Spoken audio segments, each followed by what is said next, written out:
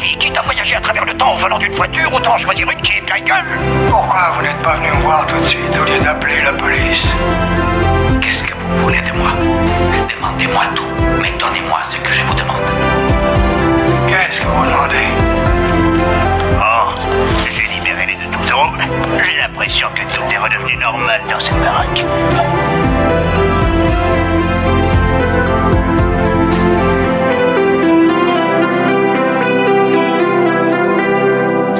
Françaises, Français, Belges, fans de Metroid et de Megaman, joueuses féministes, maoïstes et fans de Chun-Li, bienvenue dans l'émission 9 des Rencontres du Troisième Geek. Il fut un temps que les moins de 30 ans ne peuvent pas connaître. Sera-t-on jamais un jour si le fait de souffler sur les circuits imprimés d'une cartouche de NES ou de Mega Drive permet au jeu de se lancer correctement? Mario Bros vient de fêter ses 35 ans. Ce jeu est peut-être le symbole du renouveau des jeux vidéo. Il est avec Pac-Man et Sonic probablement une des figures les plus connues du genre. Nous sommes encore nombreux et nombreuses, même en 2021, à souffler sur nos anciennes cartouches. Nos vieilles consoles, nos vieilles manettes dorment peut-être dans un grenier chez nos parents. J'ai envie de faire un pari avec vous ce soir. Prenons un top jeu des mi-80 et début 90. Relancez le jeu si vous trouvez une télé avec une prise Péritel.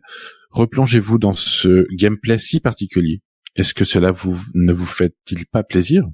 Est-ce que vous vous amusez? Avez-vous réussi à passer le premier niveau? Eh oui, souvenez-vous, les vieux jeux étaient très exigeants et il fallait avoir une certaine dextérité pour ne pas bousiller toutes ses vies en 5 minutes. Mais ça, c'est toute une période avant les cheat-codes de GTA San Andreas. Ce soir, nous allons parler rétro gaming, et cela me fait extrêmement plaisir.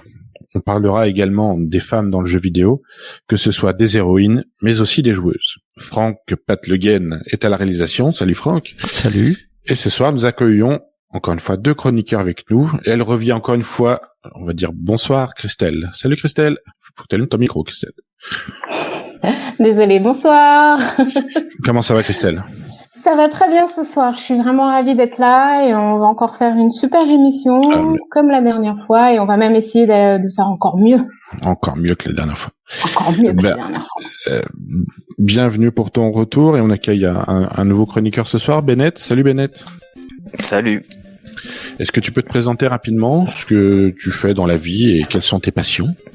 Je travaille en décoration. Je suis fan de jeux vidéo depuis toujours et voilà, je souffle sur mes cartouches en 2021 pour les faire fonctionner. Très bonne intro d'ailleurs. Et oui, on sait tout ce que c'est parce que je l'ai fait encore ce week-end en ressortant la vieille NES. Bon, c'est une émission 100% jeux vidéo. Des fois on mixe un peu, mais ce soir c'est vraiment centré 100% jeux vidéo. Donc on va commencer par le premier sujet, rétro gaming. Donc jingle.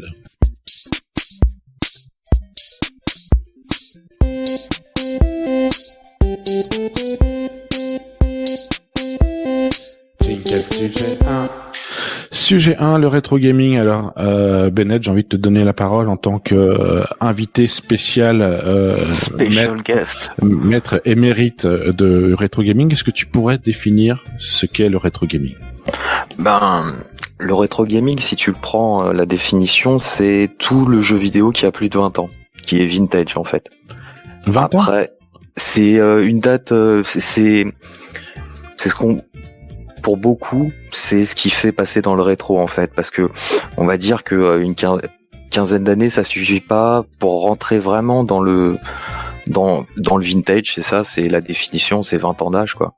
Donc pour moi, tout ce qui a pas 20 ans réellement, c'est pas vraiment du rétro quoi. Mmh. Et toi, Christelle, le rétro gaming, c'est quoi? Peut-être, je sais pas si tu rétro games beaucoup. Alors, en toute honnêteté, avant de faire cette émission, je connaissais pas. Je vous ai demandé la définition de ce mot avant l'émission.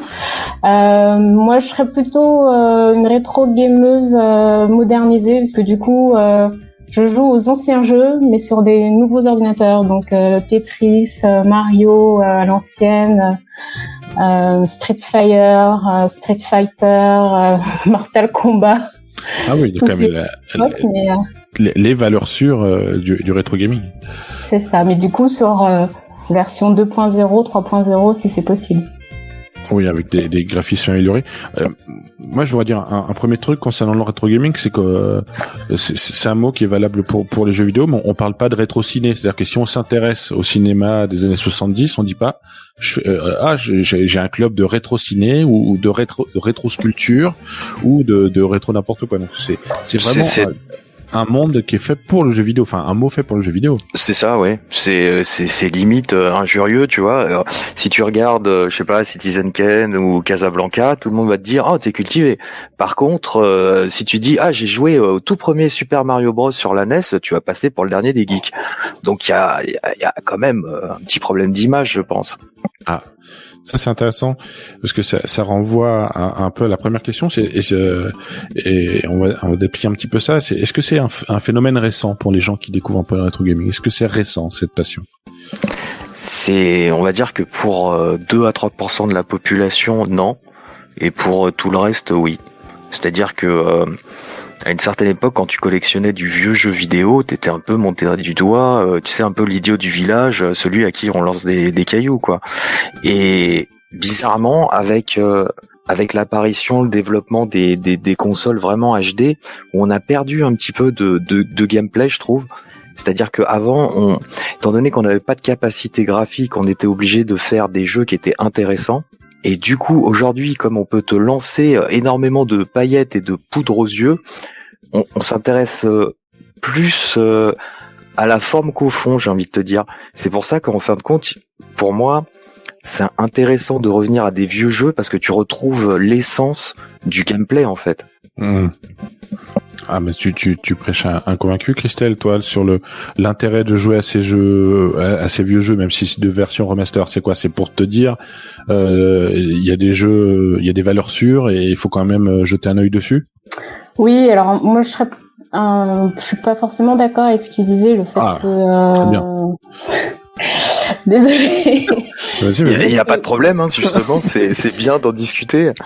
Alors, comme je le disais, je découvre le sujet, mais pour moi, les nouveaux jeux sont pas forcément moins profonds ou. Alors moi, je reconnais que mes références en anciens jeux, c'est sur la Game Boy des Donkey Kong ou des Kirby. Donc moi je jouais à ça quand j'étais gamine. En termes d'histoire, c'était pas non plus super fou, quoi. Là aujourd'hui, excusez-moi, je suis désolée, ce sont mes références. Mais vas-y, non mais c'est des très bonnes références. Mais vas-y. C'est des très bonnes références. Mais du coup, finis Christelle, parce que je sais ce que veut dire Bennett, mais ou pas. Mais vas-y, finis. Mais du coup, aujourd'hui, si moi je mets par exemple Assassin's Creed ou je sais pas moi, GTA, parce que je joue aussi à GTA. Voilà, en termes d'histoire et même en termes de gameplay, il y a quand même pas mal de choses qui peuvent être faites et moi je trouve que on peut quand même parler d'un sacré bond aussi en termes de profondeur de jeu, en termes de maniabilité, en termes de gameplay, enfin voilà. C'est pour ça que je dirais pas avant c'était mieux et puis maintenant c'est moins bien. C'est toujours mieux avant, Bennett. Je pense que tu veux réagir peut-être sur le gameplay de Kirby ou les principes. Je pense que si je peux faire une analogie avec le dessin animé, pour moi un bon jeu vidéo comme un bon dessin animé, c'est un jeu vidéo qui a plusieurs degrés de lecture. Alors c'est vrai que tu disais quand tu jouais à Kirby, quand tu étais enfant, il y avait il y avait un degré de lecture que tu étais capable de lire. Après, enfin pas forcément sur Kirby, mais on prend un exemple, Zelda Awakening sur Game Boy. En fin de compte, il y a eu une ressortie HD, je l'ai refait, j'ai compris d'autres choses. Et pour moi, c'est ça qui c'est comme un livre en fait ou un dessin animé que tu lis à plusieurs époques de ta vie et qui à chaque fois t'évoque quelque chose. Le fil du temps en fait. Ça, c'est une œuvre réussie pour moi. Et peut-être que tu comprends parce que avant les jeux, je me souviens au milieu des années 80, c'est-à-dire que pour comprendre ce que disait par exemple Todd quand on délivrait la princesse dans un des mondes du premier Super Mario, il racontait des trucs. It's another castle. Bah ouais, donc après tu fais rentrer en 6e et tu dis castle, ça veut dire château, mais elle est pas là. Mais c'est vrai qu'avant les jeux étaient en anglais, on comprenait pas forcément grand chose. Alors, j'ai envie de vous poser la question. Est-ce que, alors c'est quelque chose qui revient souvent dans cette émission, mais le fait qu'il y ait une espèce de revisite des choses qui ont été faites il y a 20, 30 ans, est-ce que ça veut dire que le jeu vidéo est devenu maintenant quelque chose de culturel, voire d'artistique? Artistique. Pour moi, c'est les deux. Bah, en fait, si tu veux, quand tu parlais, c'est un très bon exemple, hein, le jeu vidéo au milieu des années 80, dire 85, c'était, il y avait des difficultés techniques au niveau du son, au niveau du graphique, donc t'avais pas mal de limitations. Il fallait faire quand même de l'argent. Hein. Faut pas oublier que le mec qui signe les chèques, il te dit voilà, faut vendre 500 000 unités ou faut vendre 1 million d'unités. C'est ça, faut pas l'oublier. Donc tu sais, il y avait un côté, on fait vite, on essaye de faire au mieux, et comme la technique s'est développée, l'artistique a suivi. C'est-à-dire que comme tu pouvais avoir plus de mémoire, en fait, on n'a pas connu la guerre de l'octet, mais je m'égare. Mais en fin de compte, comme le média s'est développé, ça t'a donné plus de possibilités de raconter une histoire. Donc forcément, de quelque chose qui n'était pas forcément mise en valeur. L'histoire, je suis désolé, dans Mario, dans Zelda, ça tient sur 8 lignes. Hein. Donc du fait du développement de la technologie et de l'avancée du média, en fait, bah c'est devenu de plus en plus artistique, quoi. Comme le cinéma. Parce que tu regardes les premiers films des frères Lumière et tout, c'est pas foufou, quoi. Hein. Non. C'est mal tourné, il y a pas de son, c'est mal tourné. Voilà, c'est noir et blanc en plus. Attends, t'imagines, tu montres ça à un gamin tu te jettes le truc à la figure, quoi. Le choix du noir et blanc à cette époque-là, c'est désastreux. Moi, je trouve que le noir et blanc c'est plus classe, mais bon, c'est perso. C'était une boutade. Pour toi, Christelle, alors, le jeu vidéo, c'est un objet culturel, un objet artistique? Ça fait très thème arté, mais allons-y. Non, moi je vais pas être très originale. Pour moi, c'est les deux. Parce que du coup, on se rend bien compte que de plus en plus de gens jouent aux jeux vidéo aujourd'hui et que justement, on arrive à créer des nouveaux mots comme le rétro gaming. Il y a toute une culture qui se développe autour du jeu vidéo. Donc, ça y est, je pense que les jeux vidéo aujourd'hui ont leur début d'histoire. On peut commencer à en faire. Justement, on peut en commencer à en faire du vintage, on peut en commencer à faire de la collection, on peut commencer à fouiller un peu dans nos placards et à retrouver des vieilles manettes. Et donc, pour moi, c'est en ça que ça devient un objet culturel et artistique, oui, bien sûr, parce qu'on voit les efforts qui étaient faits à l'époque avec les peu de moyens, c'est indéniable. Ça, c'est clair que pour moi, c'était déjà des artistes à cette époque-là. Mais aujourd'hui, avec les moyens qu'ils ont, ils développent un autre art. C'est une autre manière de montrer leur savoir-faire, de montrer leur créativité. C'est une œuvre artistique. Oui, c'est des choses, notamment tu citais Assassin's Creed, mais il y a plus quelque chose qui doit ressembler à la réalité.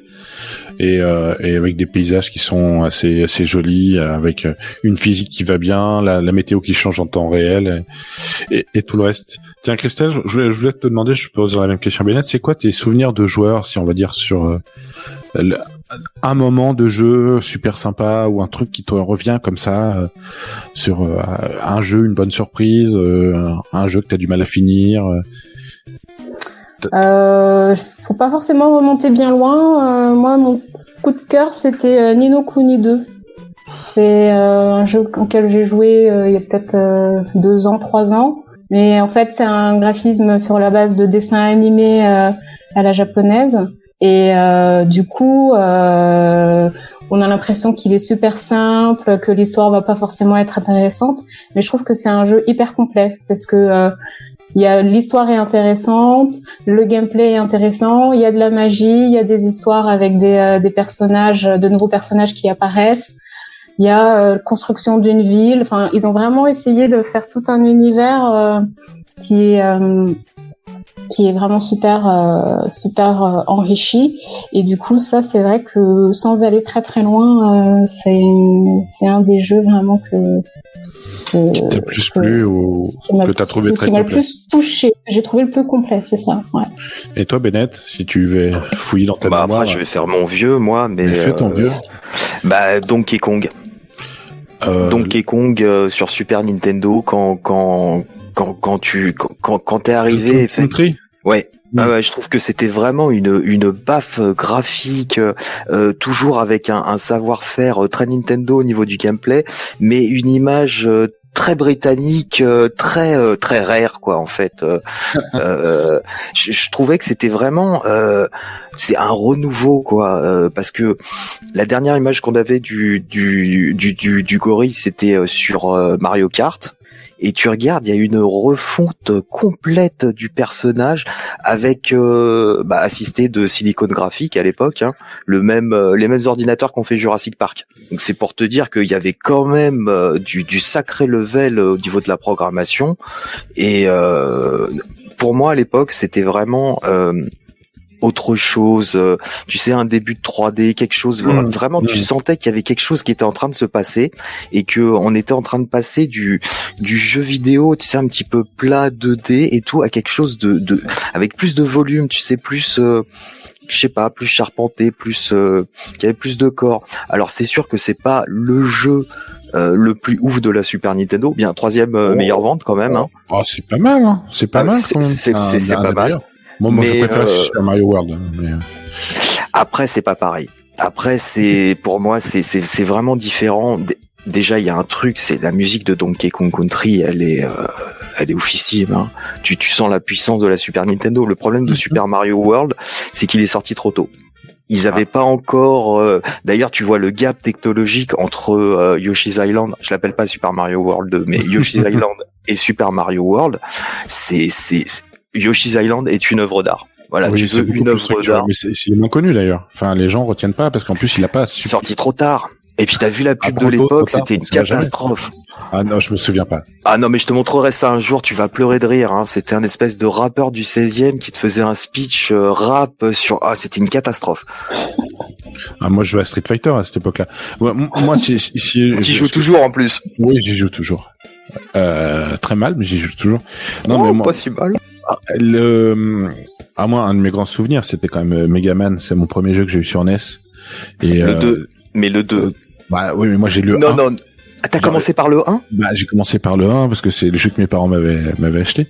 Ouais, c'est assez balèze, hein, assez balèze à finir. Voilà. Et ouais, je l'ai jamais fini d'ailleurs. Hein. Ah bah voilà. Parce qu'il y a des astuces que t'avais pas, c'est avec Alekman, mettre plein de fois select pour battre les boss. Enfin voilà, il y a des tips comme ça. Mais moi j'ai plus connu le 2 hein, et je garde des souvenirs du 2. L'intro, tu sais, avec l'immeuble et tout c'est magique. Et on est sur une NES hein. On est sur une NES, c'est sur du 8 bits, t'affiches 4 couleurs, t'as 3 pistes sonores, 2 octaves, enfin c'est un truc de fou de programmer sur cette machine. Quand tu vois en fait le génie des mecs qui ont fait ça à l'époque avec les moyens qu'ils avaient et aujourd'hui ce que sont capables, tu parlais d'Assassin's Creed tout à l'heure, hein, faut pas regarder le jeu à sa sortie, hein, faut le regarder 2-3 mises à jour après.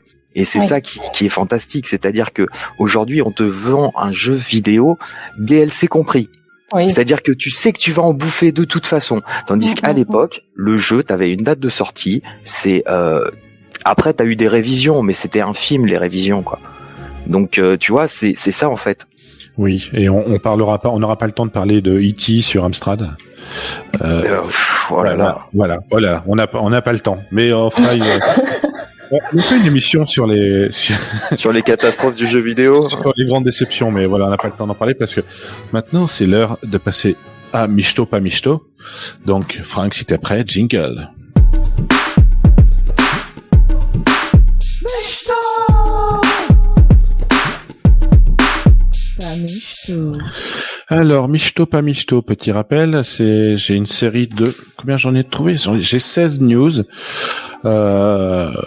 donc des news que j'ai pu trouver sur internet. Si ça vous botte, vous dites Michto, et si ça vous botte pas, dites pas Michto. On y va? Et puis on a un peu le temps d'en discuter un petit peu. Hein. Alors, Michto pas Michto, Among Us sera disponible sur PS5 et PS4 cette année. Est-ce que vous avez un peu joué à Among Us?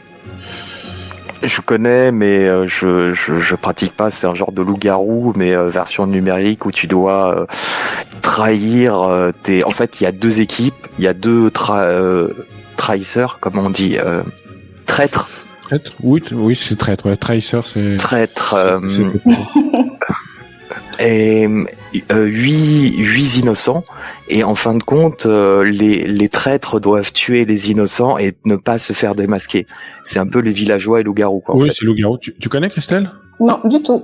Alors c'est un jeu qui marche bien, et là où j'étais assez content, c'est que il y a certains ados ou certains enfants qui sont qui ont un peu lâché Fortnite pour jouer à ça, et je trouvais ça intéressant parce que c'est plus dans la coopération, et surtout ça les force à bosser l'anglais, parce que comme ça se joue en ligne, ils se retrouvent avec pas mal de trucs, donc ça les force un peu. Bon, Michto, pas Michto, non, vous jouez pas à ça? Michto. Allez, on peut tester, Michto. Among Us, c'est devenu aussi visuellement un grand truc, hein, parce que les petits bonhommes, on dirait des Teletubbies avec les petites couleurs. Non, mais c'est ça qui est hallucinant, c'est que c'est devenu viral alors que le jeu il est sorti il y a au moins 2 ans, quoi. Il est jamais trop tard. Michto, pas Michto, la PS5 arrive en Chine le 15 mai, où il y a eu 50 000 PS5 vendus en précommande en 20 minutes. Michto pour les Chinois ou pas? C'est que 50 000, c'est pas beaucoup, hein. Non, sur 1 milliard, oui, faudra se la prêter un peu. Non? Ouais, Michto. Michto. Oh. Bon, les PS5, il y en a certains d'entre vous ont une PS5 ou pas? Pas encore. Pas encore? Non, bah ouais. Non, mais en blanc, elle est pas belle, hein. T'attends le modèle collector? Ah non, mais tu sais que j'ai attendu le modèle Kingdom Hearts pour m'acheter la PS4. Alors je peux attendre 3-4 ans. Hein. C'est vrai, mais ouais. Michto pas Michto, il y a désormais un mode en ligne pour jouer à Super Mario Party. Michto. Ah, je sais pas si vous jouez à ça.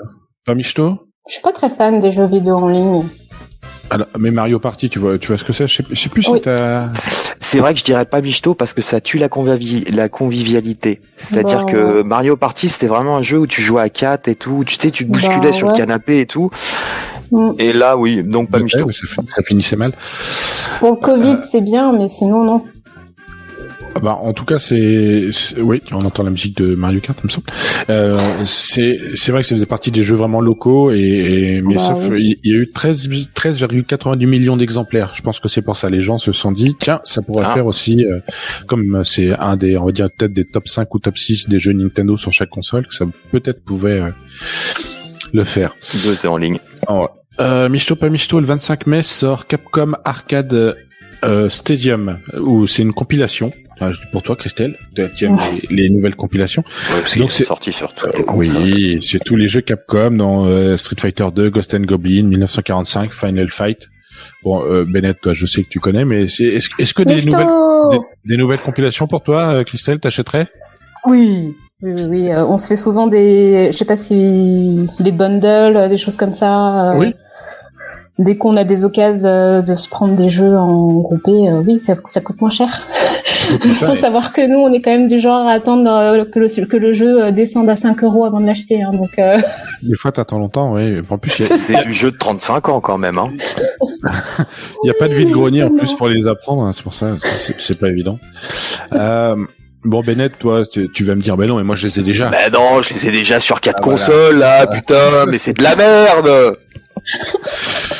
Merci pour cet avis très tranché. Merci.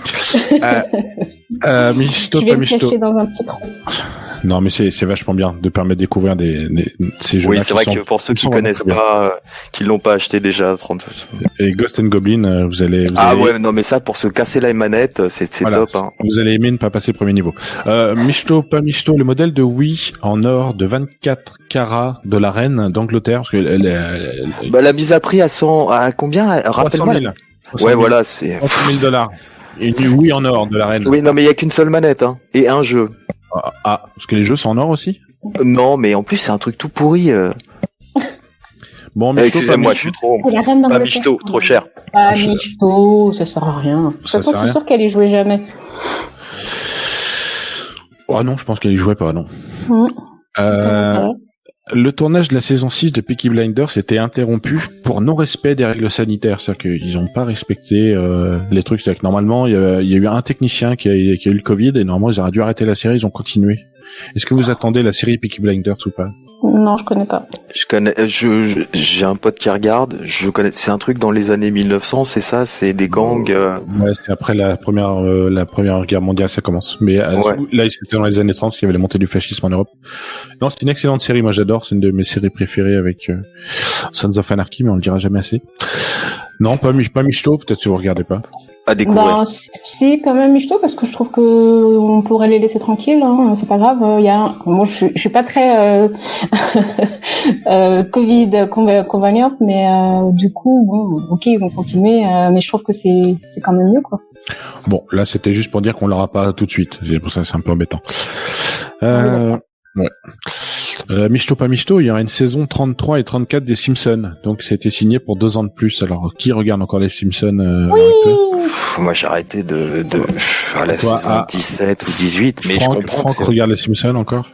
Non, moi je regarde encore. Ah oui.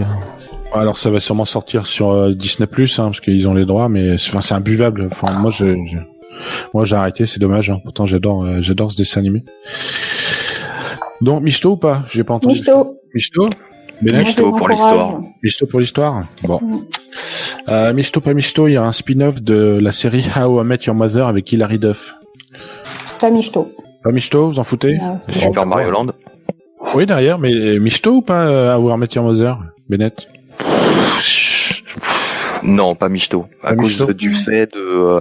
Alors là, je vais partir loin, mais c'est un petit peu de la prostitution de la culture geek, quoi. C'est-à-dire qu'à un moment donné, il faut arrêter le geek pour l'instant c'est bankable, donc faisons du fric avec, quoi.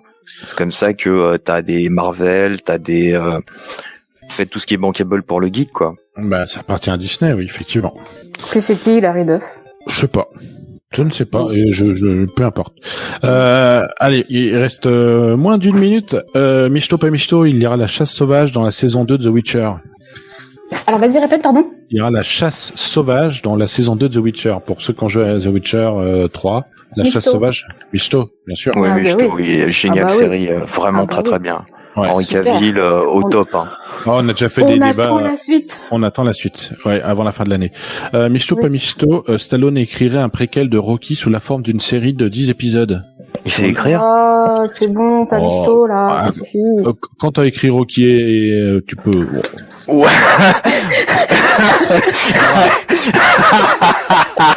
Ouais, c'est quand même bien, Rocky. Désolé, Michto. Fais attention à ton micro, Bennett, parce que je crois que tu satures. Pardon. Non, pas Michto. On va pas en faire une série en plus. Moi, si c'est bien écrit, moi, je prends. Hein.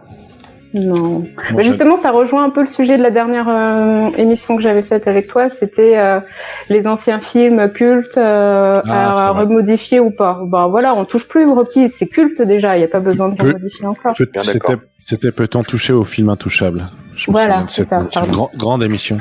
Bah oui, Bon. forcément, j'y participais. Donc, ce soir, c'est la deuxième grande émission. Et avec une grande audience en plus. Grande audience ce jour-là. Maintenant, c'est l'heure de passer au sujet 2. Donc, Franck, quand tu es prêt, jingle sujet 2.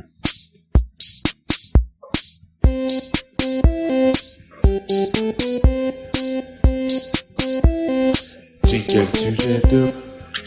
Un sujet 2 d'actualité qui m'a été soufflé par Bennett d'ailleurs quand je t'ai parlé de l'émission. C'est toi, donc je te rends je rends à César ce qui t'appartient sur les femmes dans le jeu vidéo. Alors en préparant un peu ce sujet, je me suis dit je vais un peu le préparer mais pas trop parce que c'est tellement un sujet d'actualité que c'est assez facile de réagir à chaud et de balancer un peu à droite à gauche des souvenirs et des observations qu'on peut avoir.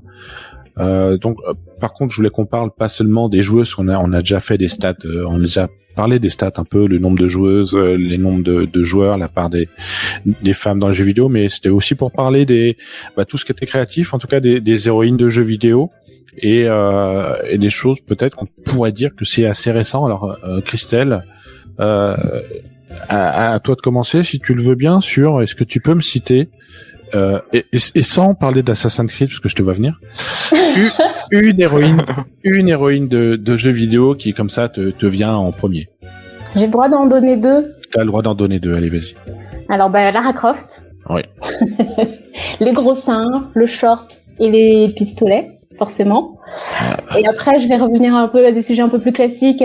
Peach de Mario. Ah, tout à fait. Princess Peach. Oh, mais D'accord. si, elle est toute mignonne, Franck, voyons. Ah, alors Peach, oui. Oh. Alors j'ai longtemps confondu Peach et Daisy, parce que je suis même allé voir sur Wikipédia tout à l'heure pour voir la différence. Ah bah non, il y a la blonde et la brune. Ah oui, mais qui est dans le premier Mario, c'était ça. Et toi, Bennett, si je te dis, je sais ce que tu vas me dire encore une fois, mais vas-y, parle-moi d'une héroïne de jeu vidéo qui te... Ah, pour moi, c'est Samus Aran de Metroid. Bien sûr. C'est le top du top parce que c'est tout quoi en fait, c'est l'histoire, le jeu, les choix moraux, il y a tout qui colle quoi en fait. C'est vraiment pour moi là, parce que Tomb Raider j'aime pas, je suis désolé, j'aime pas. Alors, est-ce que tu peux, pour les gens qui connaissent pas Metroid, parce que Je connais pas. déjà il y a des gens qui connaissent peut-être Metroid, et deuxièmement, ils connaissent pas le nom du personnage principal, et ils sont loin, comme elle a un scaphandre, ils sont loin d'imaginer que ça puisse être une femme d'ailleurs. Bah en fait l'histoire c'est que à la base quand le jeu est sorti, c'était pas dit que c'était une femme. C'était la surprise de fin de jeu en fait. Et quand tu finissais le jeu avec un certain timer, tu pouvais l'avoir sans sa combinaison. Et donc c'est vraiment enfin sans sa combinaison, attention, tu la vois. Non mais je l'ai vu parce qu'à un moment elle envoie un bisou, c'est ça? Elle montre les cheveux. Ouais, je suis allé voir, je vous encourage à aller voir parce que effectivement c'était bien pensé, parce que moi je connaissais pas cette anecdote et quand on en a parlé, je trouvais ça assez sympa parce que pour le coup, justement ça me permet un peu de dérouler un peu sur un peu la place des femmes dans les jeux vidéo, en tout cas au niveau des personnages, et dans les années 80-90, c'était plutôt pas forcément très valorisant pour elles. Est-ce que, Christelle, toi, est-ce que tu as des exemples qui te viennent un peu comme ça? Bon, t'as parlé de Lara Croft et t'as mis tout de suite en valeur les choses qui nous restent visuellement. Oui. C'est ça. Alors, est-ce que quand c'est sorti, je crois que le premier est sorti en 96, que je suis allé voir aussi tout à l'heure, est-ce que ça t'a choqué, toi, en tant que femme, ou tu t'es dit, bah, c'est dans l'air du temps? Non, non, j'étais quand même, j'étais jeune, mais j'étais quand même, je vais pas dire choquée, mais quand même encore toujours sur ces mêmes stéréotypes de la nana au gros sein. Alors, c'est vrai que je trouvais déjà à l'époque que c'était sympa d'avoir une héroïne, et que ce soit une aventurière, que ce soit quelqu'un qui ait pas peur. Et après, ils ont développé un peu avec le côté psychologique, la relation au père, donc on peut tomber sur les travers un peu habituels. Mais du coup, oui, forcément, la première réaction, c'est de se dire pourquoi forcément il faut qu'elle ait un mini short qui lui arrivera des fesses, pourquoi il faut qu'elle ait des gros seins. Voilà. C'est l'avènement de la 3D, ça. Il y avait pas ce problème-là avant. Non, c'est faux en plus. Non, c'est faux en plus. Oui, je sais, dans les films. Il y avait May dans... May dans King of Fighters. Ouais, mais je me souviens plus. C'est Samurai Showdown ou King of Fighters qu'elle apparaît en premier. Là, j'ai un doute. King of Fighters, je pense. Mais bon, à vérifier. Mais ça fait un vrai débat à l'époque. Hein. Pour planter le décor, c'est une héroïne qui a une poitrine assez généreuse. Et en fin de compte, si tu veux, en version japonaise, t'as le mouvement de la poitrine quand elle bouge. Et ça a été jugé indécent aux États-Unis, donc la poitrine est fixe. La censure. Oui, c'est complètement con. Bah oui, mais il fallait quand même avoir une Neo Geo, hein. C'était pas donné à tout le monde. Tu pouvais y jouer sur arcade, hein, donc c'était accessible quand t'allais prendre un pot avec tes potes. Il fallait avoir la bande d'arcade King of Fighters. Effectivement. Bon, il y a eu ça. Après, on peut parler aussi Dead or Alive aussi pour les jeux de baston. Alors là, c'est peut-être le summum. Non, mais là, c'était étudié quand même. Hein. C'était un argument marketing. Hein. C'est un argument marketing pour ceux qui connaissent un petit peu. C'est sorti sur pas mal de consoles, aussi sur Dreamcast. Enfin, la meilleure version de l'époque, c'est quand même Dreamcast. Hein. Après, moi, je trouve que ça casse pas des briques non plus, ce jeu. Il y a d'autres jeux qui sont un peu mieux. Bah, c'est comme Tomb Raider, si tu regardes, hein. Il y a des jeux qui sont sortis, qui avaient un niveau graphisme, peut-être un niveau intéressant, et qu'est-ce qu'on retient, c'est le 90D de Lara Croft, hein. Mais c'est devenu un peu canonique. Lara Croft Tomb Raider, c'est un pilier du jeu vidéo. Et surtout PS1, donc avec sur la PS1. Avec des textures qui bavent, qui sont assez atroces, mais en tout cas, on pense à ça, comme on pense à Medieval et peut-être Gran Turismo, et très rapidement, je trouve qu'il y a Tomb Raider. Est-ce que je repensais à ça aussi, je me suis dit la console, la Game Boy est sortie en 89 et 89. Ouais, et je me suis dit le nom à la base, est-ce que pour vous bon là aussi j'aime un peu me tourner vers Christelle, est-ce que les jeux vidéo c'était pas un truc de garçon à l'époque, de là à ce que des concepteurs de consoles se disent on va l'appeler la Game Boy? Ils y avaient pas pensé. Ah non, mais même moi là, tu vas me trouver un peu arriéré, mais j'avais même pas fait le lien. Moi non plus, mais comme j'ai préparé un peu. Non, mais oui. Je dis, Game Boy, c'est-à-dire que c'est pour les garçons, avec Super Mario Land dedans, où il faut délivrer Daisy. C'est la première fois que Daisy apparaît. Ou Peach, je sais plus. Bon, en tout cas, il faut les délivrer à la princesse, faut toujours délivrer la princesse, parce que la princesse ne sait rien faire, ne peut pas se bouger toute seule. Enfin, voilà, et c'est Game Boy, c'était pour les garçons, et moi j'avais l'impression qu'il y avait un truc, les filles soi-disant qui ont un côté un peu garçon, elles aiment les jeux vidéo, elles aiment jouer au foot. C'est un peu les stéréotypes peut-être de l'époque, et ce qui a un peu évolué maintenant. Enfin, en tout cas, personnellement, je l'ai pas du tout vécu comme ça. J'étais pas forcément un garçon manqué ou quoi que ce soit. J'étais même plutôt fille. Et moi, j'avais ma Game Boy et j'étais très, très contente de jouer à mes petits jeux de Kirby et de Donkey Kong dessus. Donc, je sais pas. Donc oui, c'est sûr, avec le recul et avec tous les débats qu'il y a aujourd'hui sur le genre, on peut se dire, oui, c'était déjà très orienté à l'époque, les différences garçons-filles, mais on n'est pas obligé de rentrer dans ces cases-là, moi, je pense. Donc, en tout cas, moi, j'y suis pas rentrée à cet âge-là, et j'y ai joué et j'ai passé des heures sur ma Game Boy, et c'était ma Game Boy. Mais effectivement, c'était pris dans des jouets qui étaient très très genrés, alors qu'il y avait déjà des personnages. Moi, j'adore les beat'em all, et dans les Street of Rage, attention Christelle avec ton micro. Dans Street of Rage, on pouvait prendre Blaze. C'est Blaze, ça s'appelle, Bennett. Là, je suis plus Nintendo. En tout cas, dans les jeux de baston, on pouvait toujours prendre des filles, et t'avais une brune à jupe rouge. Avec un chapeau aussi, non? Et qui était proportionnée de façon les plus harmonieuse possible. Et par contre, il y avait aussi des personnages qui étaient tout en cuir vêtus, avec des fouets qu'on pouvait taper. C'est vrai que les jeux de baston ont été peut-être les jeux où tout le monde était un peu représenté et peut-être un peu moins caricaturé. Les punks à chiens. Il y avait déjà des punks à chiens. Enfin, moi, je vois dans les dernières versions Tekken, Mortal Kombat. Bon, pas Mortal Kombat parce que c'est pas le même style, mais dans ce style-là, on a encore avec des nanas au gros seins, des jupes au ras les fesses, ou bien le mode Shinyu, je sais plus comment elle s'appelle, l'asiatique là dans Chun-Li. Chun-Li dans Soul Calibur. Ah non, c'est dans Street Fighter, Chun-Li. C'est Street Fighter. Et Link Xiaoyu, c'est dans Tekken. Et du coup, avec sa robe fendue, c'est chinois que j'aime beaucoup, mais bon, on n'est pas obligé de la rendre forcément sexy. Il y a des sœurs Williams aussi, il y a Anna Williams, et je sais plus comment s'appelle l'autre. Dans Street Fighter? Non, dans Tekken. Il y a deux sœurs. Alors, j'ai répertorié, sur Internet, vous trouverez, si vous voulez les chercher, vous trouverez pas mal de classements de différentes héroïnes de jeux vidéo. Alors, je vais vous en citer celles que j'ai un peu plus retenues, et même quelque chose qui est assez récent, et peut-être le personnage féminin récent, ou les personnages récents féminins qui m'ont le plus marqué, c'est forcément Ellie de Last of Us, où là, c'est le haut du panier, même ça déborde du panier, et Abby aussi, on n'en dira pas plus pour pas trop spoil, mais voilà, le personnage pour lequel je trouve ça bien de vivre un peu ce qu'elle vit sur ses peurs, sur le fait qu'elle soit un peu moins costaud physiquement peut-être, et qu'on est attaqué par des autres, donc faut ruser un petit peu, et ça je trouve ça très immersif. Moi, il y avait ça, sinon, alors tu vas m'aider, je pense, Bennett, il y a Aerith de Final Fantasy VII. Ah oui, c'est une des scènes les plus. Tout le monde a pleuré quand. Enfin, je veux pas spoil, mais il y a Ah non, j'ai rien dit.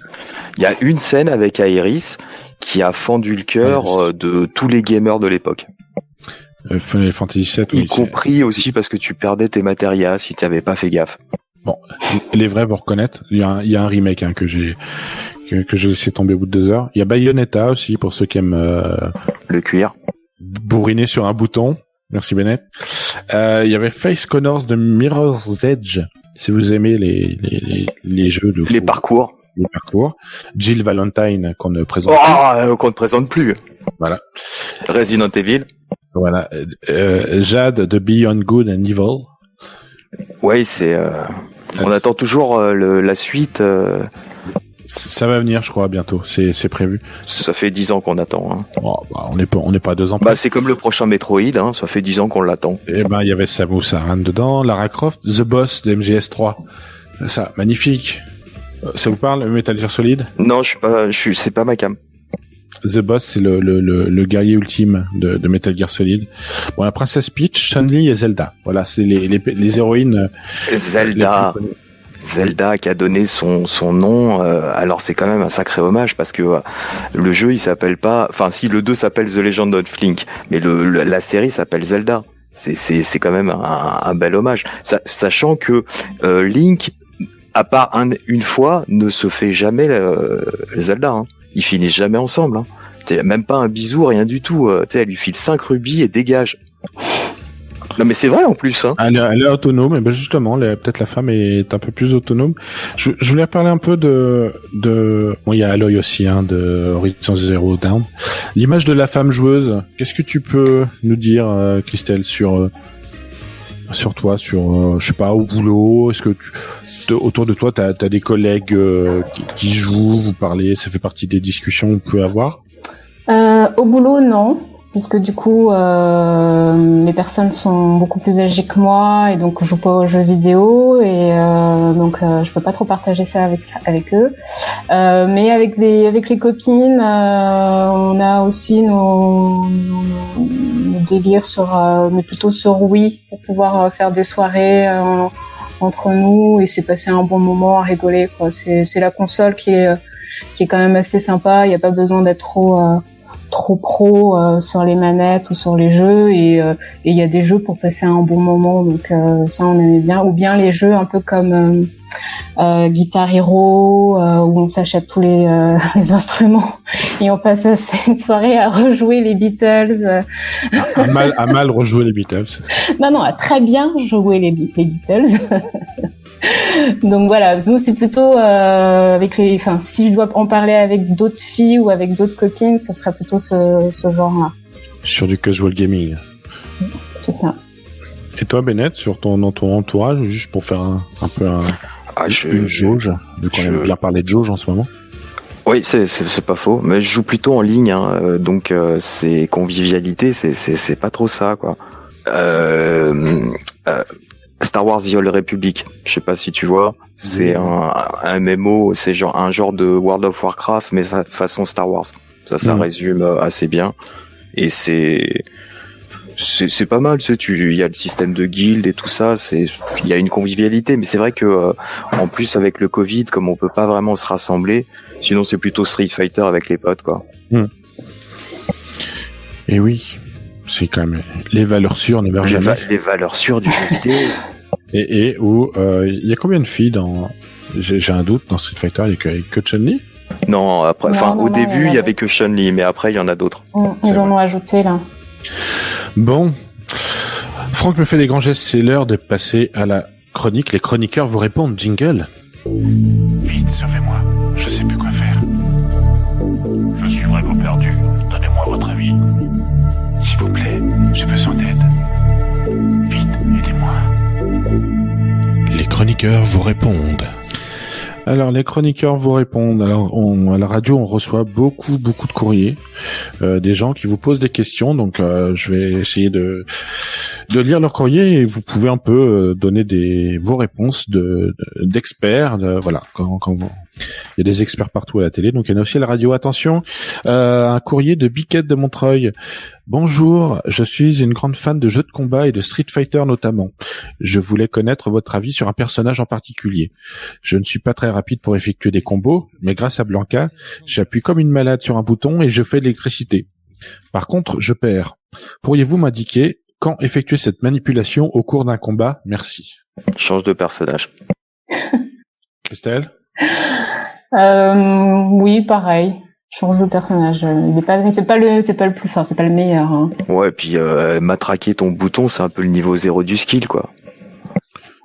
Mais par contre, si on peut lui proposer Ryu ou... mais si la personne veut jouer avec Blanca, pourquoi vous l'avez faire changer? Mais parce qu'il y a des persos qui sont, qui sont plus simples en développement et qui permettent une plus grande... Tu prends Dalsim, bah il est un petit peu lent, mais comme il allonge les bras, bah il a une grande allonge. Et pour un débutant, c'est plus intéressant que de persister à... Tu vois ce que je veux dire? C'est, il faut, dans son jeu, si elle veut évoluer, faut qu'elle essaye d'autres personnages. Et si rester figé, en plus sur Blanca, c'est pas top. Non, ou sinon on peut lui dire de refaire son tutoriel. Ah, il y a un tuto, Blanca. Bon, on va lui dire si tu nous écoutes. Courrier de Michel de Bagnolet. Salut, je vous écris car j'ai une mémoire sélective. Je ne me souviens jamais de mon code de carte bleue, mais je connais par cœur le code Konami. Est-ce normal? je connais aussi le code Capcom pour Street Fighter. Et vous? C'est très marrant. Alors, est-ce que vous connaissez le code Konami? Au bas, droite, gauche, AB, un truc comme ça, non? Non, Christelle? Non, moi je connais pas. Au bas, gauche, droite, BA Start. C'est un classique, il y a même un morceau de Deftones qui s'appelle comme ça. Ça, c'est pas bien de pas connaître ça. Et le code Capcom? C'est exactement le même, mais à l'envers. Et ça servait à l'époque de Street Fighter pour jouer deux fois avec le même personnage. C'est All right, by left, Y, by X. Ah oui, non, d'accord. Voilà. Eh oui. Bien. Moi, j'ai encore des choses à faire. Ouais, t'as cheat code activé, là. Courrier de Sylvain Delila. Bonjour, je viens de m'acheter une PS5 digitale. Or, je ne trouve pas l'endroit où insérer ma carte bleue pour acheter des jeux. Je l'ai eu à 1500 € sur le Bon Coin. On m'a dit que j'avais fait une affaire. Mais je commence à m'en douter. Qu'est-ce que tu peux répondre à ça? Là, il va falloir vraiment que tu joues à énormément de jeux pour la rentabiliser parce que t'as pas du tout fait une affaire. Il va falloir passer des heures et des heures. Ça va pas du tout. Bennett, est-ce que tu peux indiquer l'endroit où il peut insérer la carte bleue? C'est pas sur la console, mais c'est pas grave, il va trouver tout seul. Bon. Je lui enverrai une carte, allez, comme ça il pourra s'acheter des jeux. Christelle, charitable, hein. Ouais. Merci Christelle. Je te donnerai mon adresse, ça passera par moi. Bon, vas-y, donne-moi ta date de naissance, je te prendrai ça pour ton anniversaire. C'est bientôt en plus. Méfie-toi. Courrier de Jean-Loup du Pré-Saint-Gervais. Bonjour les rencontres du 3e geek. Je compte partir coloniser Mars d'ici 15 à 20 ans. J'ai déjà beaucoup voyagé en Asie et j'ai une bonne connaissance des risques alimentaires liés à l'eau et à la nourriture. Je me permets de vous demander, afin de préparer mon voyage, si la bestiole des films aliens est considérée comme un parasite intestinal. Et si oui, me conseilleriez-vous de bien faire réchauffer les plats de viande dans l'espace pour limiter le risque? Merci. Oui, je pense que c'est nécessaire. Christelle? Je le trouve un peu limite le préjugé. Je suis passée en Asie, donc du coup, je suis préparée.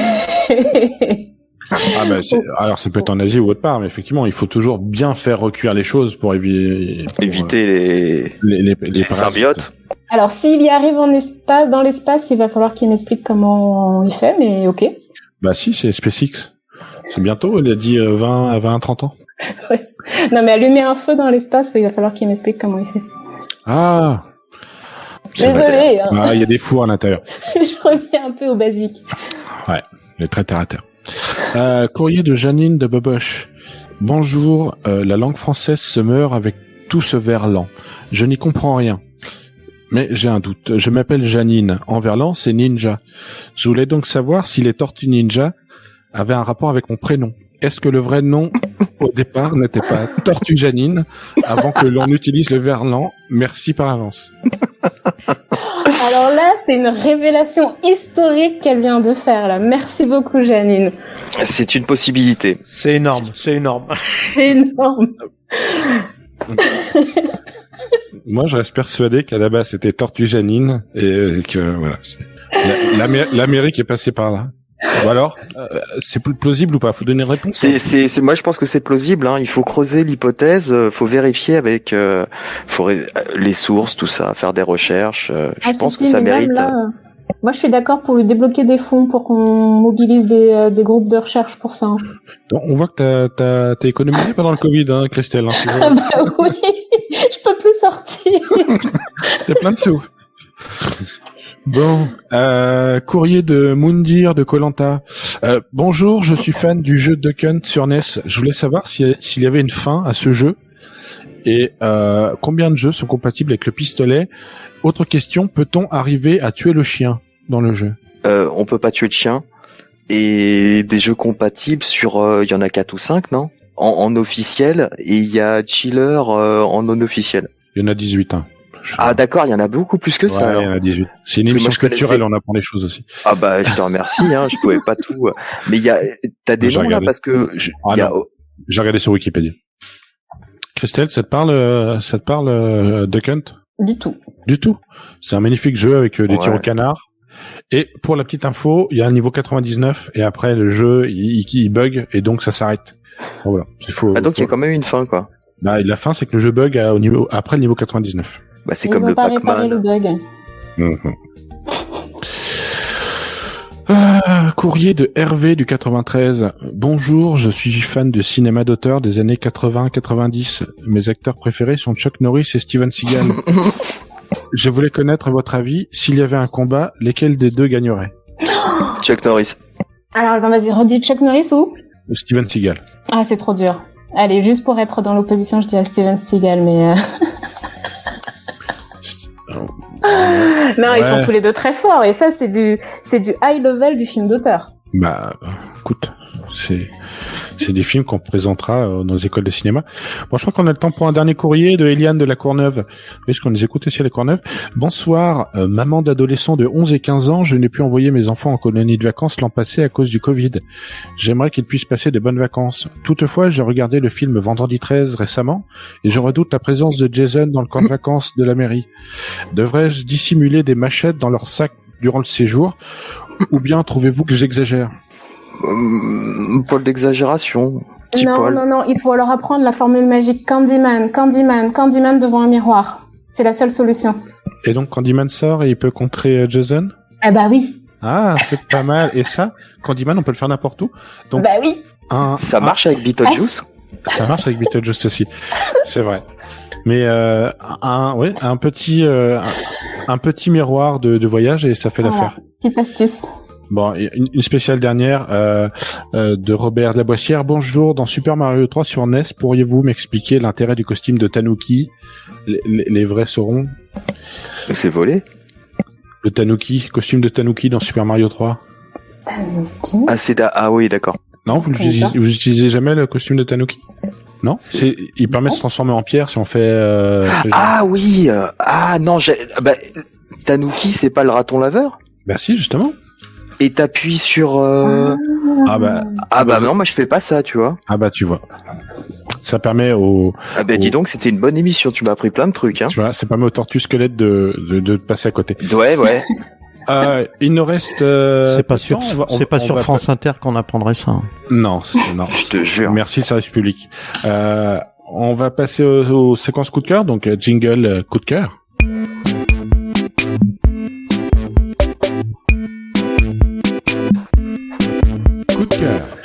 Coup de cœur des chroniqueurs, attention, qui veut commencer? Christelle, Bennett? Honneur aux dames. Honneur aux dames. Vas-y, Christelle. Honneur aux hommes, je suis très galante ce soir. Ne soyons pas misandres.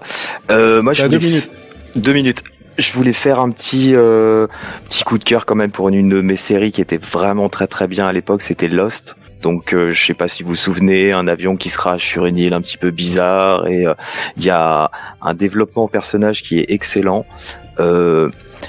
C'est une série qui quand même vieillit bien, hein, parce que bon, ils sont sur une île, il y a pas besoin de téléphone portable, et je trouve que c'est vraiment dans le développement personnage, dans le scénario, c'est fin, il y a beaucoup de choses, c'est-à-dire il y a un petit peu de mysticisme, il y a vraiment beaucoup de choses. Je trouve que visuellement ça a vraiment bien vieilli. Bon, après il y a toujours le mythe de l'île. Tu sais, un petit peu comme dans l'île mystérieuse de Jules Verne et tout ça, donc ça ramène à pas mal de choses. Philosophiquement, c'est un petit peu une série sur le deuil, parce que ça, c'est pas très gai, mais oui, c'est une série qui parle un petit peu du deuil, de plusieurs formes de deuil, et je trouve que vraiment, ça a été un petit peu comme Game of Thrones, c'est-à-dire que la fin a un petit peu atomisé la série. Oui, il y a bataille entre les deux. Ouais, mais pour moi, je pense que c'est comme pour Game of Thrones, la fin a été très mal comprise. Il y a beaucoup d'analyses personnages qui a mal été fait, notamment sur Daenerys.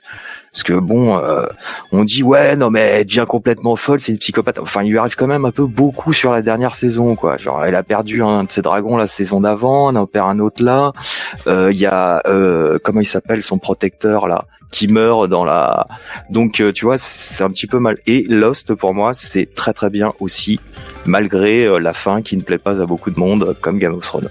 Et c'est disponible sur Amazon, parce que j'ai même pas fini la première saison. Merci Bennett, à toi Christelle. Donc j'ai déjà parlé de Ni no Kuni 2. Donc là, ça me donne le droit de parler d'autres choses. Je suis sur Star Wars Fallen Order sur mon PC, que je trouve super comme jeu. Donc c'est un jeu on a un personnage Jedi qui est dans un monde, ça se situe à peu près après la guerre de clones, donc disons entre le 3, les nouveaux 3 et l'ancien 4. Et du coup, on voyage sur plusieurs planètes pour essayer de trouver un nouveau groupe de Jedi à former, un groupe d'enfants qui seraient sensibles à la Force. Et je trouve que le jeu est vraiment pas mal au niveau du gameplay, parce que du coup, ils ont réussi à fournir, je sais pas si c'est le mot, mais à nous permettre d'avoir pas mal de pouvoirs de Jedi, de se déplacer comme un Jedi dans le jeu. Le seul bémol, c'est que c'est trop guidé. Ça serait, si c'était un open world, ça serait vraiment top. Parce que du coup, on est encore dans le système où le chemin est prédéfini, on vous donne tous les signaux pour savoir quelle direction prendre. Mais sinon, à part ça, je trouve qu'il est très sympa. Et là, j'ai passé déjà plusieurs heures dessus, et je me suis bien amusée. Donc voilà, je le conseille. Oui, il a un peu un effet couloir, effectivement. Je sais pas si tu as joué, Bennett. Je l'ai vu tourner, je le trouve graphiquement vraiment très beau, hein. C'est Star Wars, quoi. Mais après, c'est vrai que c'est pas, j'ai pas accroché, quoi. J'attends de le trouver à pas cher, j'ai pas envie de mettre 70 balles dedans, quoi. Non, oui, il doit être pas cher. Sur Steam pour pas cher. Je préfère le physique. Bah, faut que tu trouves l'endroit où tu peux mettre ta carte bleue. La fin, sur la console. La fin est vachement bien. Je te le dis pas, Christelle, mais. Ah non, faut pas me le dire. Attends. No spoil. Voilà. Et en tout cas, il y a un nouveau jeu Star Wars qui est en préparation en open world, parce que c'est vraiment ça qu'on attend. 13. Bah, c'est déjà l'heure de se dire au revoir. Oh non, merci. Oh non. Merci Christelle, merci Bennett d'avoir participé à l'émission. Ça passe vite. Je rappelle que cette émission est rediffusée tous les mardis de 22h à 23h, mais qui est aussi vous pouvez le retrouver en podcast à n'importe quel moment du jour et de la nuit sur le site de Radiums. Voilà, prochaine émission, ce sera au mois de juin, ce sera pour la 10e, peut-être sera une émission particulière ou pas, on va essayer de préparer un truc un peu rigolo. Sur ce, je vous souhaite... C'est toujours rigolo. C'est toujours rigolo. En tout cas, je vous souhaite de passer une bonne soirée et à bientôt tout le monde. Bonne soirée. Bonne soirée. Vous avez fabriqué une machine à voyager dans le temps à partir d'une DeLorean. Pour voir grand dans la vie, quitte à voyager à travers le temps au volant d'une voiture, autant choisir une qui est de la gueule. Pourquoi vous n'êtes pas venu me voir tout de suite au lieu d'appeler la police? Qu'est-ce que vous voulez de moi? Demandez-moi tout, mais donnez-moi ce que je vous demande. Qu'est-ce que vous demandez? Eh les mecs, allez, laissez-moi entrer. Alerte tout le monde. Ouais, c'est chaud. tout est redevenu normal dans cette baraque. Ne te laisse pas détruire comme l'a fait Obi-Wan.